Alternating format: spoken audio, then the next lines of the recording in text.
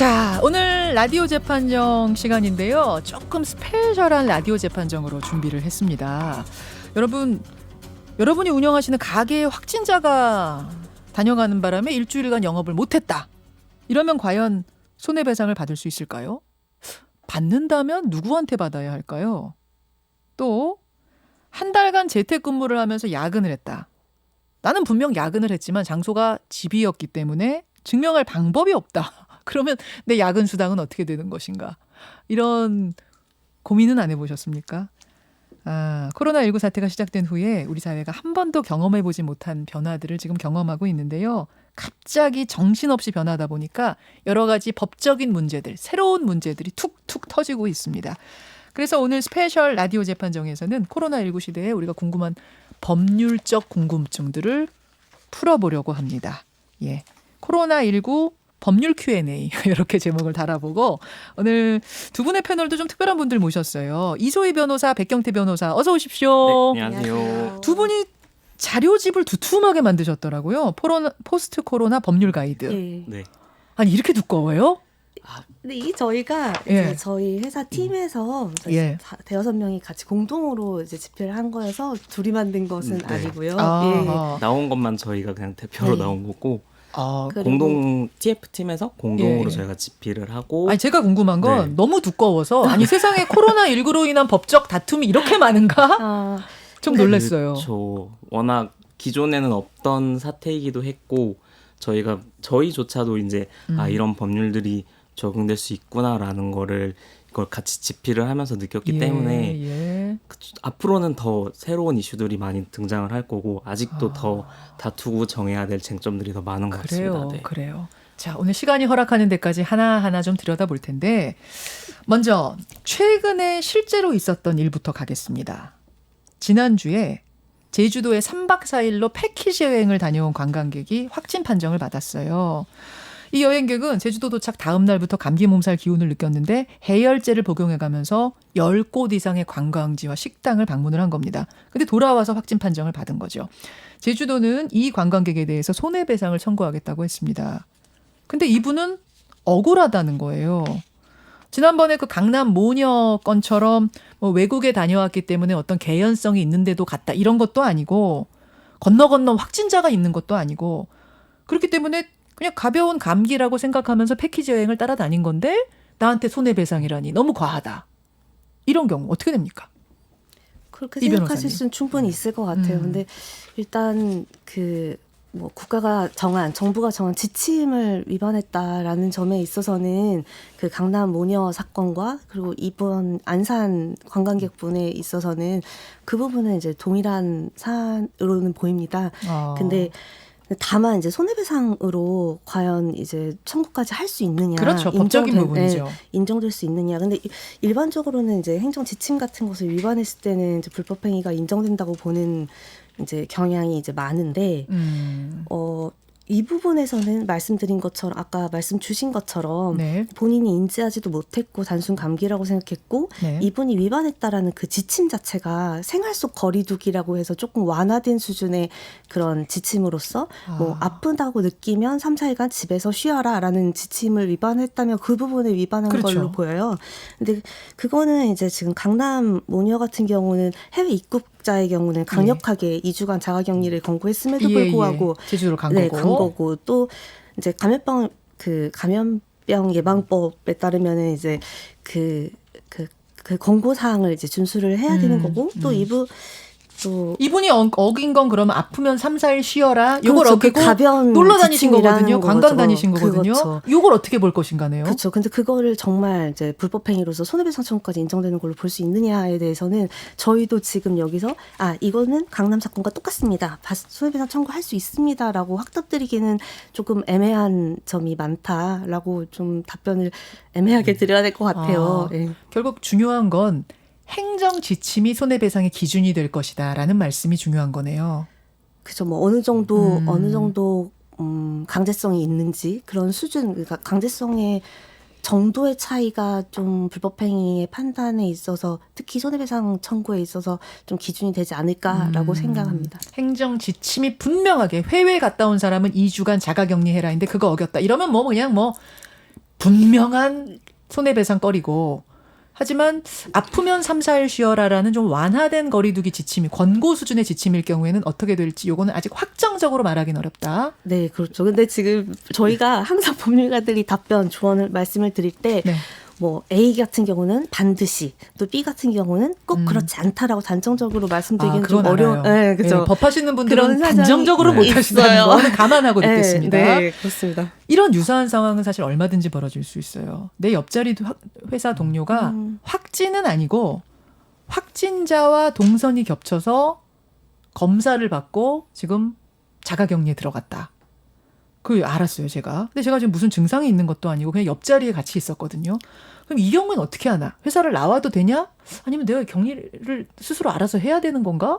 나중에 그랬다가 나도 걸린 거 알려지면 회사가 나한테 손해배상 청구하나? 머리가 복잡해지거든요. 그렇죠. 이 경우도 역시 지침이 중요한 건가요? 그렇죠. 그래서 제 생각에는 네. 그러니까 회사 같은 경우들이 사업주와 근로자가 일종의 지침을 또 별도로 마련하는 게 제일 좋을 것 같아요. 그래서 예컨대 그 생활 속 거리두기도 거기서 권고하는 게 사업주는 아픈 근로자가 있으면 3, 4일 쉬게 해라. 적극적으로 도와라라는 게 또 지침이듯이 또 뭐 회사에서 자가격리를 들어가거나 아니면 집에서 뭐 조금 지켜봐야 되는 뭐 기준 일수를 회사 나름대로 정해서 좀 근로자들이 그걸 따를 수 있게끔 좀 마련해 주면 조금 더 좀 혼선은 예방할 수 있지 않을까 싶습니다.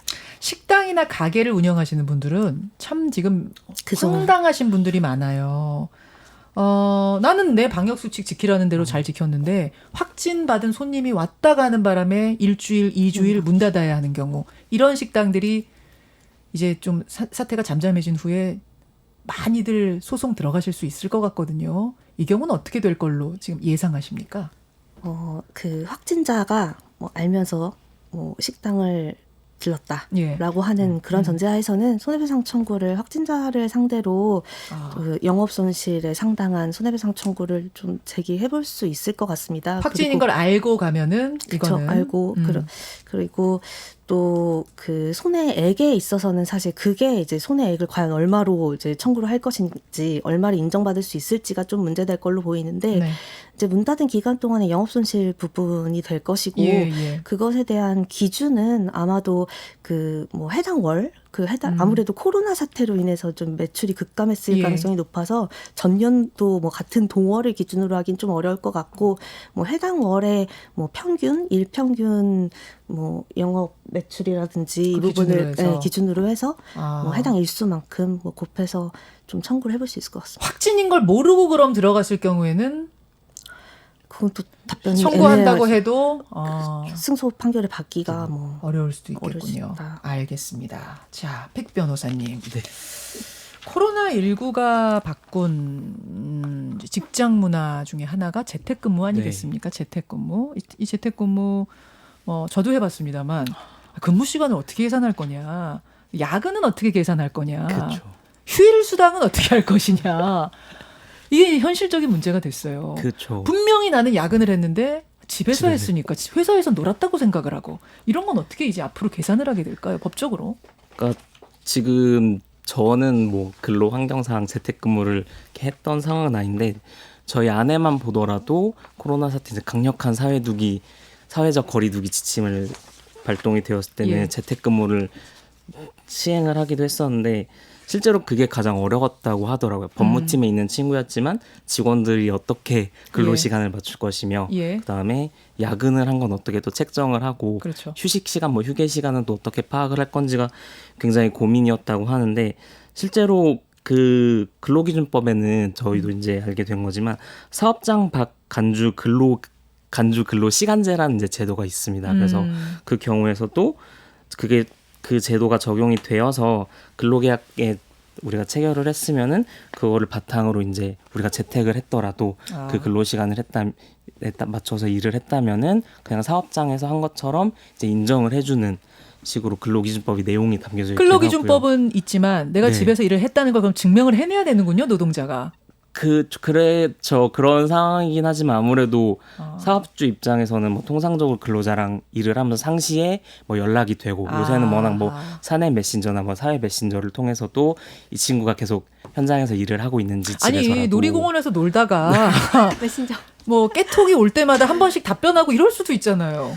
뭐 그럴 수는 있죠. 충분히 근데 그건 어떻게 보면은 현실적으로 우리가 또 뭐 제도적으로나 기술적으로 네. 극복을 해야 되는 부분이긴 하지만 근로기준법, 그러니까 뭐 잘 아시죠? 법이라는 게 모든 거를 촘촘하게 규제를 할 수 없다 보니 일단 근로기준법은 그런 제도를 마련하고 있고 뭐 미비한 부분에 있어서는 사업자 근로자 간의 어떤 근로규칙이나 사규를 통해서 네. 뭐 특정 시간에는 뭐 정기적으로 어떤 뭐 클릭행위나 뭐를 함으로써 너가 계속 자리에 있는 거를 증명해야 알려라. 되는 네, 방식. 그러니까 제 주변에서 친구는 그런 식으로, 그러니까 일정 시간 내에 예. 어떤 그 사내 뭐 그 내부망에 접속을 해서 예. 어떤 행위를 하면은 너가 계속 자리에 앉아서 일을 하는 거로 좀 그 약속들을 이제 해주겠다. 정해야겠네요. 그렇죠. 그러니까 회사와 근로자 사이에 그렇습니다. 그런 네. 것들을 뭐 1시간마다 한 번씩 클릭을 해야 된다든지 화면창이 움직인다든지 움직인다. 근데 그때 뭔가 반응을 해야 된다든지 화상으로 뭔가 보여준다든지 그렇죠. 네. 약속이 있어야겠네요. 그렇죠.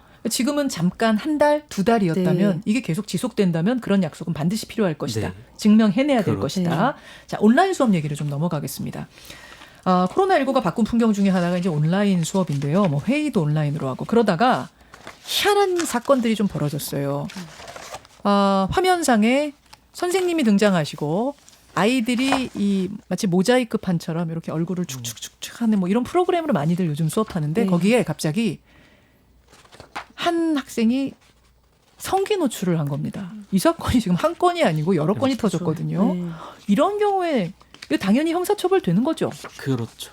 기본적으로 뭐 이제 뭐 언론에선 뭐 소위 온라인 바바리맨이라고 해서 이제 뭐 부르고 있기도 한데 이 경우에도 여전히 뭐 공연음란죄 같은 경우나 뭐 정보통신망법에 따라 위반으로 다 처벌 대상이 될 수 있고요. 네. 실제로 그 수사 당국에서도 그런 죄명 하에서 수사를 진행을 하고 있고 또 실제로는 학생들마저도 네. 그런 불미스러운 사건으로 인해서 자신들의 이제 학습권이 침해됐다는 주장을 하면서 어떻게 보면은 저희는 기존에는 그 한 사람의 행위에 대해서만 처벌을 어떻게 해야 되냐 이렇게 논의를 하다가 예. 이제는 같이 수업을 듣는 사람에 대해서 어떤 피해가 발생을 하는지 민사소송도 가능하군요. 뭐 정신적인 손해를 입었다고 생각을 하면 주장은 해볼 수는 있겠죠. 근데 뭐 아까 이 변호사님 말씀처럼 저희가 항상 단정적으로는 예, 답변을 드릴 수 물론 그렇죠. 없으니까 그리고 그 온라인 바바리맨 같은 경우에 네. 지금 그 음란 행위 부분에 대해서 이제 말씀을 주셨는데 그거 말고 그 온라인 수업에 대해서 권한이 없는 사람 아예 제3자가 예, 그 예. 해당 정보통신망에 침입을 무단으로 한 행위 자체도 별도로 정보통신망법에 의해서 처벌될 수 있습니다. 처벌이 다 될 수 있다. 온라인 콘서트도 요즘 좀 활성화가 많죠. 되고 있고 또 스크린 골프가 아니라 아예 뭐라고 해야 되죠? 스크린 골프장에도 안 가고 골프 칠 수 있도록 VR이라고 VR 하나요? 가상, 뭐 네. 이런 것들도 전시회 혹은 놀이공원에서 아까 무슨 뭐 88열차 같은 네. 거 타는 거 이런 거 다 체험해 볼 수 있게 하는 프로그램들 많이 개발하고 있고 실제로 나오고 있는데 여기에도 법적 쟁점들이 좀 있을까요? 사실 많죠.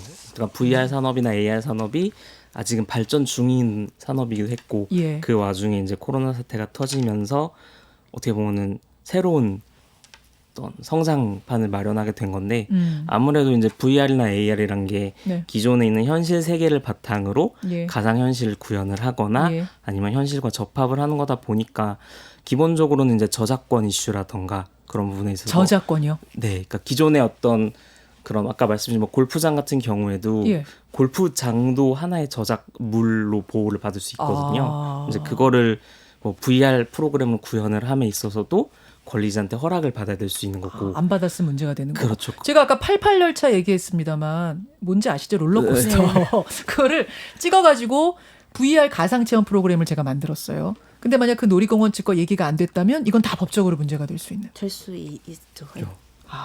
그런 거군요. 실제 골프장 같은 경우에는 이제 법원 사례도 있었습니다. 그렇군요. 알겠습니다. 뭐 Q&A 풀다 보면 한두 가지가 아닐 것 같은데 마지막으로 코로나19와 관련된 가짜 뉴스들이 많이 퍼지고 있습니다. 이 코로나19 관련된 가짜 뉴스는 처벌도 쉽지 않다는 얘기를 들었는데 어떤가요? 그러니까 해당 가짜 뉴스에 대한 처벌을 하는 직접적인 규정은 없습니다. 그래서 일반 우리가 기존에 있는 네. 형법상 조문이라든지 기타 특례법을 적용을 해야 되는데 그래서 이제 업무방해죄가 이제 많이 문제가 됩니다. 그래서 허위 사실을 유포했거나 그런 사정으로 인해서 사람의 업무를 방해한 경우에 인정이 되는데 지금 뭐 얼마 전에 병원 이제 허위 사실 뭐 네. 어떤 특정 병원에 코로나 확진자가 다녀갔다 이런 허위 사실로 인해서 해당 병원은 뭐 업무 방해죄로 이제 뭐 형사 고소를 할 수도 있을 것으로 보입니다. 네. 그래요. 예. 그러니까 부족하면 우리가 2탄을 한번 마련해야 될 것 같아요. 너무 급하게 부족하네. 마음 막 랩처럼 오늘 두 분의 변호사 고생하셨습니다. 예, 네, 감사합니다. 김현정의 뉴스쇼는 청취자 여러분의 참여로 이루어집니다. 트위터, 페이스북, 레인보우 게시판, 그리고 단문 50원, 장문 100원의 유료 문자 샵 1212, 우물정 1212 통해 참여하실 수 있습니다. 김현정의 뉴스쇼, 여러분과 함께 만듭니다.